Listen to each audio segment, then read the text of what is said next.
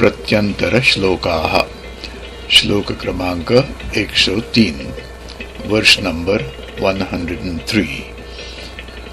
को लाभो गुणिसंगमः किमसुखं प्राज्ञेतरैः संगतिः। का हानिः समयच्युतिर्निपुणता का धर्मतत्त्वे रतिः। कः शूरो विजितेन्द्रियः प्रियतमा कानुव्रता किंधनम्। विद्या किं सुखमप्रवासगमनम् राज्यं किमाज्ञाफलम्।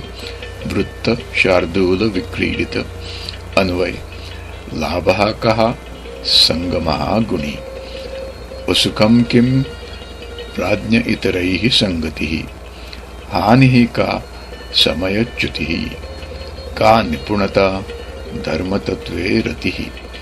शूरः कः विजितेन्द्रियः प्रियतमा का अनुव्रता। धनं किं विद्या सुखं किं अप्रवासगमनम्। राज्यं किं आज्ञाफलम्। लाभ क्या है? गुणियों की संगति। दुख क्या है? मूर्खों का संग। हानि क्या है? समय पर चुकना। निपुणता क्या है? धर्म में प्रीति। शूर कौन है? जिसने अपनी इंद्रियों को जीत लिया है। प्रियतमा कौन है? जो पतिव्रता है। धन क्या है? विद्या।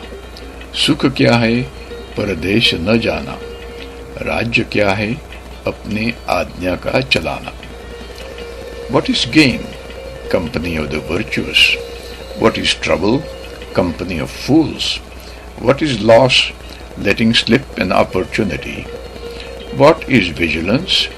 Devoted application to the principle of righteousness. Who is valiant? He who has subdued his passions. Who is the best beloved? The faithful wife. What is wealth? Learning. What is happiness? Not going out on travels. What is royalty? The power to command. श्लोक क्रमांक 104, वर्ष number 104।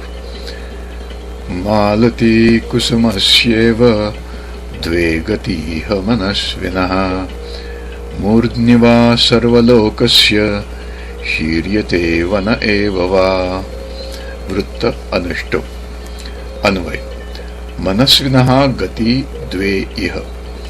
मालती कुसुमस्यैव सर्वलोकस्य मूर्ध्निवा शीर्यते एव one एव। मनस्वी अर्थात वीर पुरुषों की मालती के फूल की नाई दो ही गति होती है।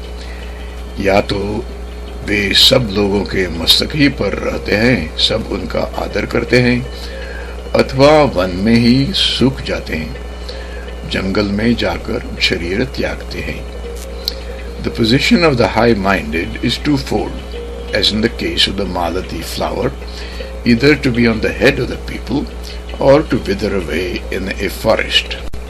श्लोक क्रमांक 105, वर्ष नंबर 105। अप्रियवचन दरिद्रैः प्रियवचनाढ्यैः स्वदार परितुष्टैः परपरिवाद निवृत्तैः क्वचित् क्वचिन्मण्डिता वसुधा। वृत्त आर्या। अन्वय। वसुधा क्वचित् क्वचित् मंडिता अप्रिय वचन दरिद्रैः प्रियवचनाढ्यैः स्वदार परितुष्टैः परपरिवाद निवृत्तैः। पृथ्वी कहीं कहीं अर्थात सर्वत्र नहीं ऐसे पुरुषों से सुशोभित होती है जो प्रिय वचन की खान है, जिनको अप्रिय वचन का दरिद्र है, अर्थात जो अप्रिय कभी नहीं बोलते, जो अपनी ही स्त्री से संतुष्ट है और जो दूसरों की निंदा से रहते हैं। This world is sparsely adorned by persons who are not given to the use of harsh language, but are full of agreeable speech, are happy with their own wives, and are averse to speaking ill of others. श्लोक क्रमांक 106, वर्ष number 106। कदर्थितस्यापि हि धैर्यवृत्तेर्न शक्यते धैर्यगुणः प्रमार्ष्टुम् अधोमुखस्यापि तनूनपातो नाधशिखा याति कदाचिदेव। वृत्त उपजाति। अन्वय। धैर्यवृत्तेः धैर्यगुणः कदर्थितस्य अपि प्रमार्ष्टुं न हि शक्यते। तनूनपातः अधोमुखस्य शिखा अपि अधः कदाचिदेव न याति। धैर्यवान पुरुष कैसे ही कष्ट में क्यों न पड़े, परंतु उसका धीरज धैर्य का गुण नष्ट नहीं हो सकता। प्रज्वलित अग्नि को उलट देने पर भी उसकी ज्वाला नीचे की ओर कभी भी नहीं जाती। It is not possible to obliterate the virtue of constancy of a far-minded man, however distressed he may be. Never does the flame turn downwards, even if the torch were held pointing towards the ground. श्लोक क्रमांक 107, वर्ष number 107। Kanta कटाक्ष विशिखा न लुनन्ति यस्य चित्तं न निर्दहति कोपकृशानुतापः कर्षन्ति भूरि विषयाश्च न लोभपाशैर्लोकत्रयं जयति कृत्स्नमिदं स धीरः। वृत्त वसंत तिलका। अन्वय। यस्य चित्तं कांता कटाक्ष विशिखा न लुनन्ति यस्य चित्तं कोपकृशानुतापः न निर्दहति भूरि विषयाः च लोभपाशैः न कर्षन्ति स धीरः लोकत्रयम् इदं कृत्स्नं जगति। वह धैर्यवान पुरुष तीनों लोक को जीतता है जिसके हृदय को स्त्रियों के बाण रूपी कटाक्ष नहीं छेदते, जिससे चित्त को क्रोध रूपी अग्नि की आंच नहीं जलाती और न तो नाना प्रकार के विषय ही लोभ के फंदे में फंसाकर खींचते हैं।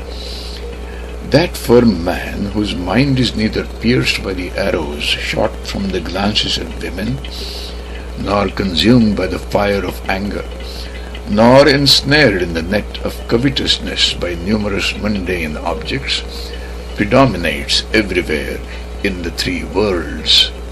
श्लोक क्रमांक 108, वर्ष नंबर 108।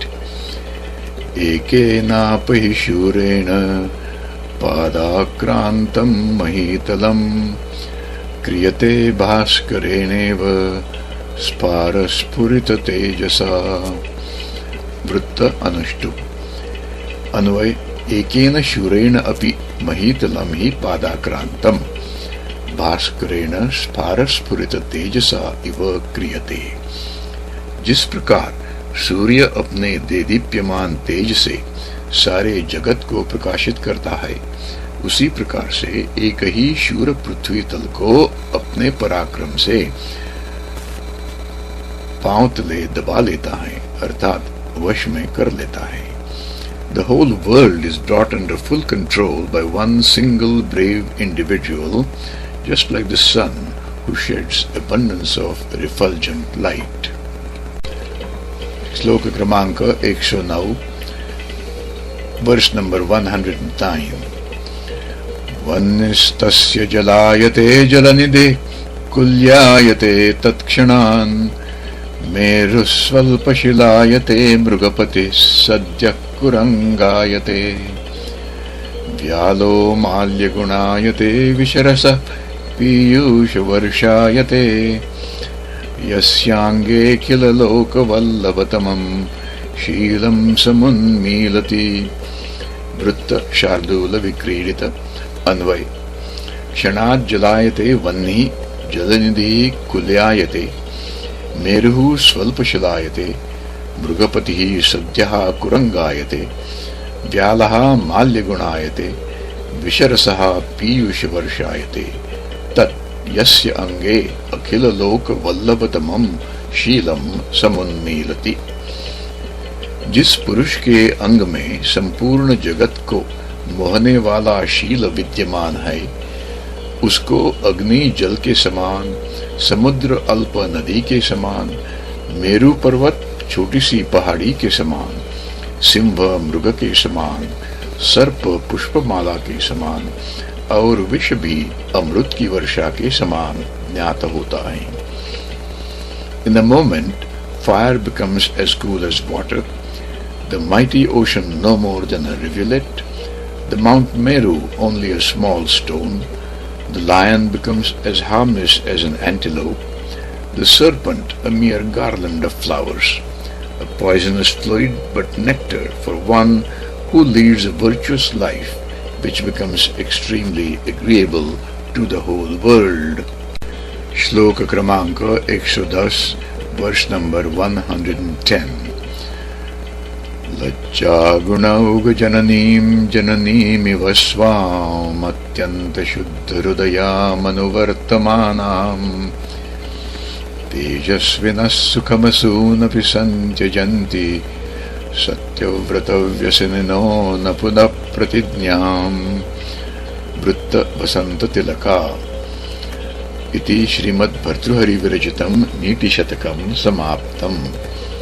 अन्वय लज्जा गुण औघ जननीम अत्यंत शुद्ध हृदयाम अनुवर्तमानां स्वाम जननीम इव तेजस्विनः सत्यव्रत व्यसनिनः असून अपि सुखं संत्यजन्ति न प्रतिज्ञां पुनः। लज्जा इत्यादि गुणों के समुदाय को उत्पन्न करने वाली और अपनी जननी के समान शुद्ध हृदय और स्वाधीन रहने वाली प्रतिज्ञा को सत्यव्रत को धारण करने वाले तेजस्वी मनुष्य कदापि नहीं छोड़ते, परंतु अपना प्राण भी सुख से त्याग देते हैं। Spirited men who are devoted to the resolution of being truthful readily give up even their life rather than swerve from their word, which to them is like their own mother, who instills the sense of shame and various other qualities in their minds, is perfectly pure-hearted and wholly devoted to them. Thus ends the Niti Shatak composed by Bhartruhari, narrated by Sundar Hattangdi, Michigan, USA। कथा कथनकार सुंदर हट्टंगडी, उत्तर America.